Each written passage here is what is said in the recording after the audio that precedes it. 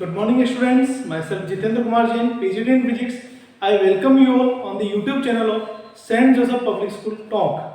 As we have discussed in the last video, area vector and flux, now we are discussing the most important topic, that is the basic of Gauss theorem, जो कि अपन next videos में पढ़ेंगे. Gauss theorem and its application.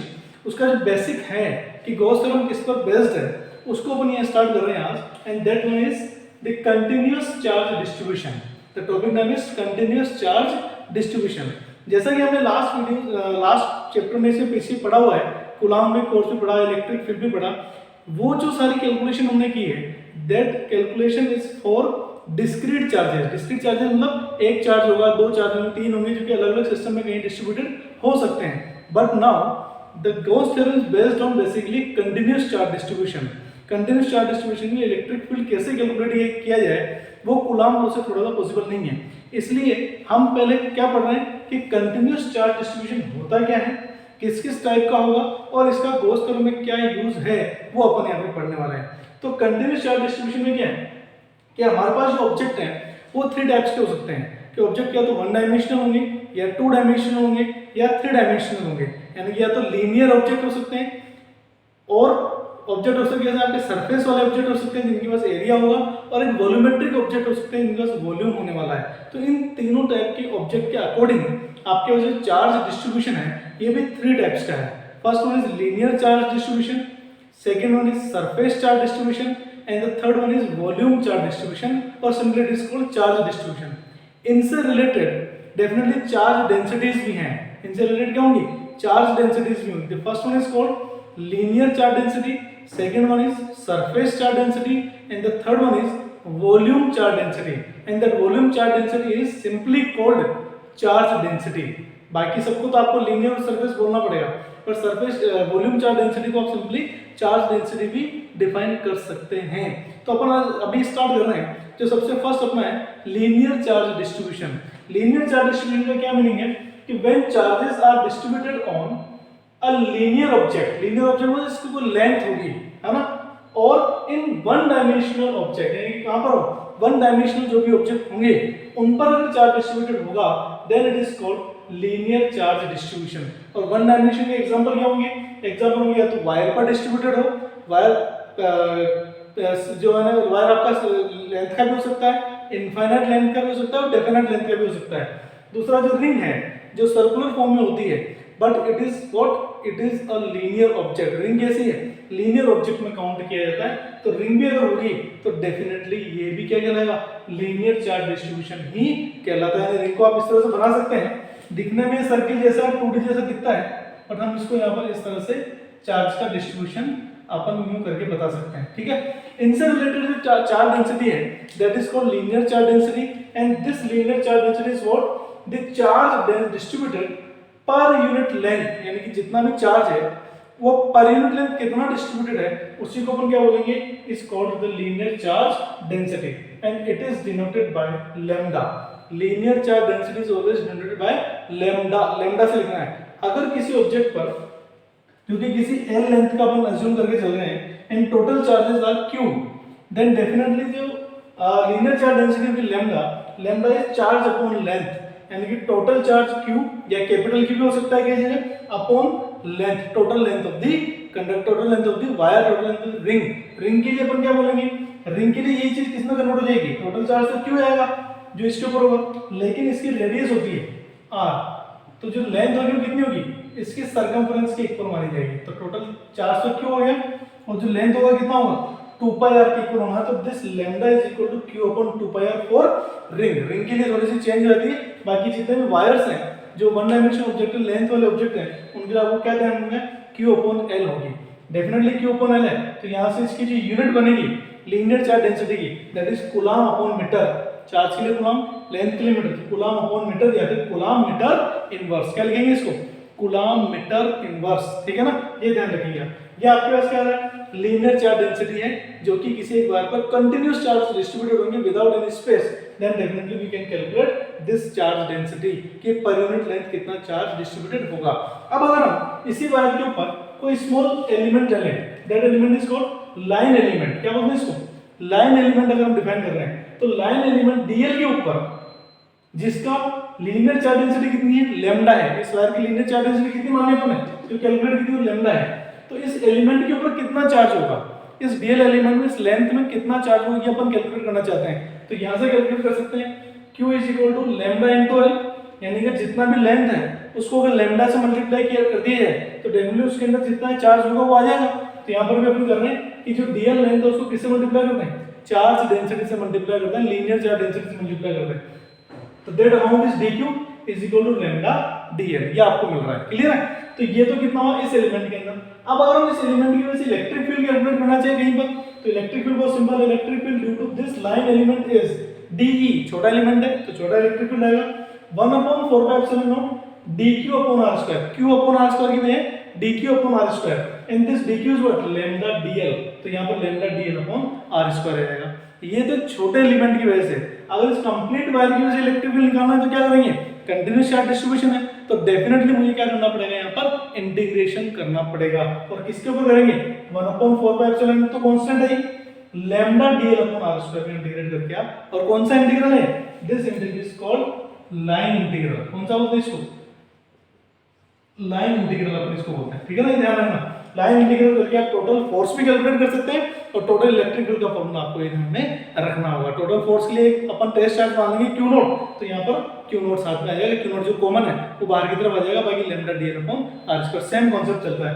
तो इस तरह से अपन electric field calculate कर सकते हैं किसके लिए, लीनियर चार्ज डिस्ट्रीब्यूशन के लिए, और हमने लीनियर चार्ज डेंसिटी भी इसके साथ डिफाइन की है, ये चीज आपको ध्यान रखनी है, क्लियर।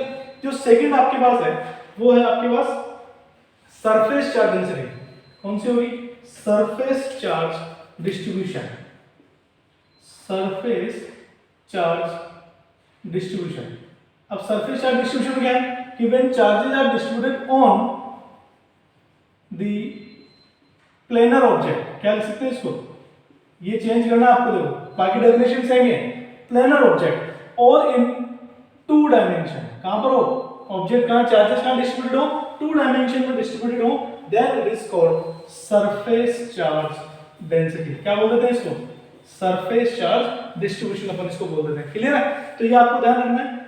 एग्जांपल क्या होंगे, एग्जांपल इसके हो सकते हैं, एग्जांपल हो सकते हैं इसकी शीट, कैसे हो सकती है, शीट हो, कोई प्लेट हो, ये इसके एग्जांपल हो सकते हैं, कोई सर्कुलर ऑब्जेक्ट हो, वो सर्कुलर ऑब्जेक्ट भी इसके एग्जांपल हो सकते हैं। सर्कुलर ऑब्जेक्ट जहां पर कोई कंडक्टर है, कोई जो भी है, उस पर जो ऑब्जेक्ट चार्जेस डिस्ट्रीब्यूटेड होंगे वो आपके कौन से होंगे, शीट का मतलब कैसा, इस तरह से चार्जेस डिस्ट्रीब्यूट, हम बात करेंगे अभी इस शीट के ऊपर, प्लेट के ऊपर इस तरह से चार्जेस कंटिन्यूअसली क्या हो, डिस्ट्रीब्यूटेड हो, तो that is called surface charge distribution. और इसी के कॉरेस्पॉन्डिंग द चार्ज डिस्ट्रीब्यूटेड पर यूनिट लेंथ के लिए क्या आ जाएगा, पर यूनिट एरिया। क्या लिखते हैं अपन इसके अंदर, पर यूनिट एरिया। एक चीज समझ में आ गई, तो बाकी दोनों तो बहुत इजी है, उसके अंदर थोड़ा सा मैनिपुलेशन आपको करना है। Per unit area of the object is called surface charge density. क्या बोलेंगे इसको, सरफेस चार्ज डेंसिटी अपन इसको बोलेंगे, and this surface charge density is denoted by sigma. किससे लिखेंगे इसको, सिग्मा से अपन इसको डिनोट करते हैं। और यहां पर डेफिनेटली अब जो सिग्मा आएगा उस सिग्मा को अपन को ध्यान रखना है, सिग्मा से सरफेस चार्ज डेंसिटी को डिनोट करना है। तो यहां पर अगर मान लीजिए आपके पास इस तरह की कोई शीट है, इस शीट का कंप्लीट एरिया ए है और इसके ऊपर कई सारे चार्जेस अगर डिस्ट्रीब्यूटेड हैं, कंटिन्यूअस चार्ज डिस्ट्रीब्यूशन है जो मैं इस तरह से आपको शो कर रहा हूं, और इसमें टोटल चार्ज क्यू लिख लें, स्मॉल क्यू लिख लें, तो डेफिनेटली जो सिग्मा होगा that sigma will be what, sigma is equal to charge upon area. Charge upon area मतलब कितना हो जाएगा, this sigma is equal to Q upon A. कितना दे देंगे इसको, क्यू अपॉन ए के फॉर्म में, वहां क्यू अपॉन एल था, यहाँ क्यू अपॉन ए, और यहाँ इसकी यूनिट की अगर बात करेंगे तो यूनिट बहुत सिंपल, क्यू के लिए कूलम और एरिया के लिए मीटर स्क्वायर या फिर कूलम मीटर इनवर्स स्क्वायर के नाम से अपन लिख सकते हैं। तो कूलम अपॉन मीटर स्क्वायर किसकी यूनिट हो जाएगी, सरफेस चार्ज डेंसिटी की यूनिट कितनी होगी, coulomb upon area coulomb per metre square, clear. ये बहुत सिंपल कॉन्सेप्ट है, प्लेट के ऊपर हो, शीट के ऊपर हो, किसी सर्कुलर ऑब्जेक्ट हो, किसी भी प्लेनर ऑब्जेक्ट पे हो, वहां पर अगर चार्जेस कंटीन्यूअसली डिस्ट्रीब्यूटेड हैं तो डेफिनेटली उसके लिए हम क्या डिफाइन करेंगे, सरफेस चार्ज डेंसिटी डिफाइन करेंगे, जो किससे डिनोटेड होगी, सिग्मा से डिनोटेड होगी। तो यहां पर भी इसी तरीके से अगर हम एक शीट ले लें और शीट के लिए ऊपर हम इस तरीके से बात करें तो क्या चीजें आएंगी वो देखिए आप एक एक करके। हम शीट के ऊपर एरिया एलिमेंट कंसीडर कर सकते हैं। We have N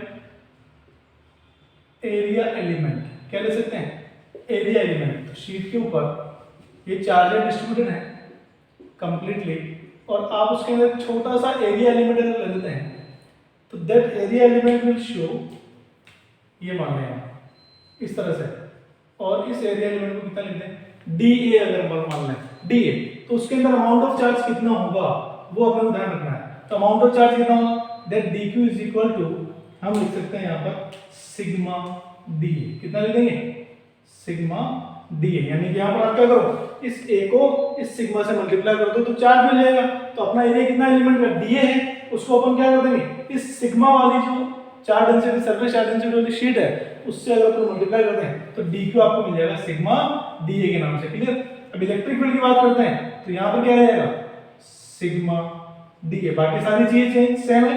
DQ upon R square 1/4 pi epsilon sigma D upon R square, element की वजह से ये कौन सा एलिमेंट है एरिया एलिमेंट है, क्या सरफेस एलिमेंट भी अपन इसको कह सकते हैं। और टोटल इलेक्ट्रिक फील्ड निकालेंगे तो केवल ये चीज आएगा यहाँ पर सिग्मा DA के नाम से। कितना लिख देंगे सिग्मा DA, और यहाँ पर जो इंटीग्रल होगा that integral is called surface integral. क्या बोलेंगे इसको सरफेस इंटीग्रल के नाम से अपन इसको डिफाइन कर सकते हैं। तो यहाँ पर ये थी अपना सेकंड जो अपना था क्या सरफेस चार्ज डिस्ट्रीब्यूशन, उसके करस्पॉन्डिंग सरफेस चार्ज डेंसिटी जिसे सिग्मा से लिख रहे हैं Q अपॉन A, ये फॉर्मूला आपको ध्यान रखना है। स्मॉल एलिमेंट में कितना चार्ज होगा सिग्मा DA, और टोटल इलेक्ट्रिक फील्ड निकालेंगे तो आपको इंटीग्रेट करके सिग्मा DA यहाँ पर रखना, बाकी और कोई चेंज यहाँ पर नहीं करने हैं, ये आपको ध्यान रखना है। क्लियर। थर्ड टाइप जो आपके पास चार्ज डिस्ट्रीब्यूशन है, that third type charge distribution को वॉल्यूम चार्ज डिस्ट्रीब्यूशन है। क्या बोलेंगे वॉल्यूम चार्ज डिस्ट्रीब्यूशन। और वॉल्यूम चार्ज डिस्ट्रीब्यूशन में क्या होगा कि when charges are distributed on volumetric object और 3 डायमेंशनल ऑब्जेक्ट, कितना 3 डायमेंशनल ऑब्जेक्ट हो सकते हैं, then it is called volume charge density. क्या बोलेंगे इसको वॉल्यूम चार्ज डिस्ट्रीब्यूशन, या फिर ओनली चार्ज डिस्ट्रीब्यूशन बोल सकते हैं वॉल्यूम चार्ज डिस्ट्रीब्यूशन।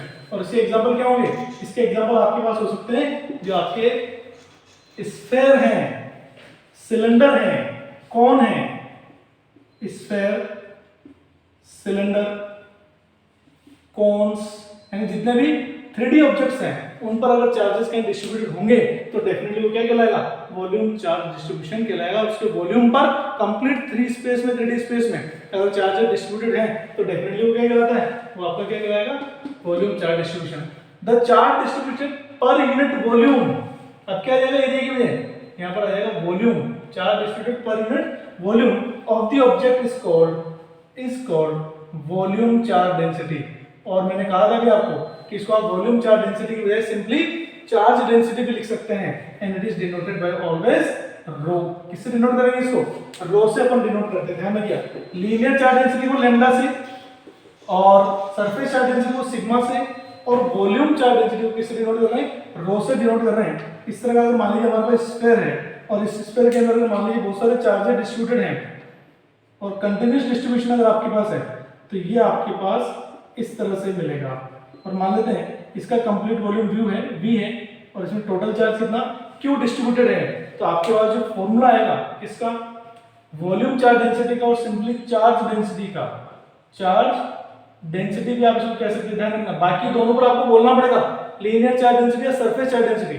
केवल वॉल्यूम चार्ज डेंसिटी को अपन क्या बोल सकते हैं सिंपली चार्ज डेंसिटी बोल सकते हैं। तो क्या लिखेंगे चार्ज अपॉन वॉल्यूम, तो क्या लिखेंगे इसको this rho is equal to Q upon V, और जैसे वॉल्यूम आएगा तो इसकी जो यूनिट बनेगी that unit will be equal to coulomb upon metre cube. कितना लिखेंगे इसको कूलम अपॉन मीटर क्यूब, ये यूनिट आपको मिल रही है। क्लियर।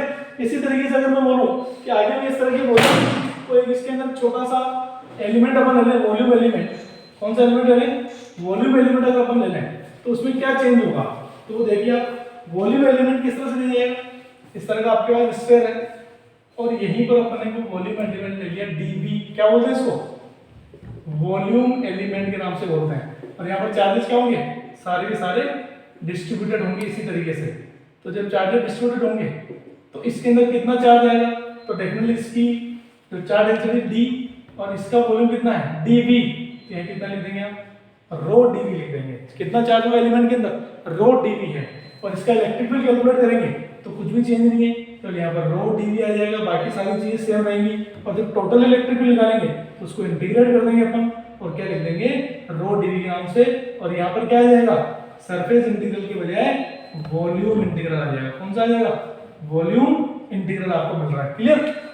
तो ये सब कहानी जो किसकी थी, ये कंटिन्यूअस चार्ज डिस्ट्रीब्यूशन की थी। जो लीनियर चार्ज डिस्ट्रीब्यूशन है, सरफेस चार्ज डिस्ट्रीब्यूशन है, वॉल्यूम चार्ज डिस्ट्रीब्यूशन है, और इनके कोरिस्पोंडिंग 3 डेंसिटीज अपन ने देखी है, लैम्डा, सिग्मा और रो। इन सबको आपको ध्यान रखना है। जहां पर भी हम गॉस थ्योरम की एप्लीकेशंस पढ़ेंगे वहां पर हमें इन लैम्डा, सिग्मा, रो की बहुत ज्यादा रिक्वायरमेंट होने वाली है।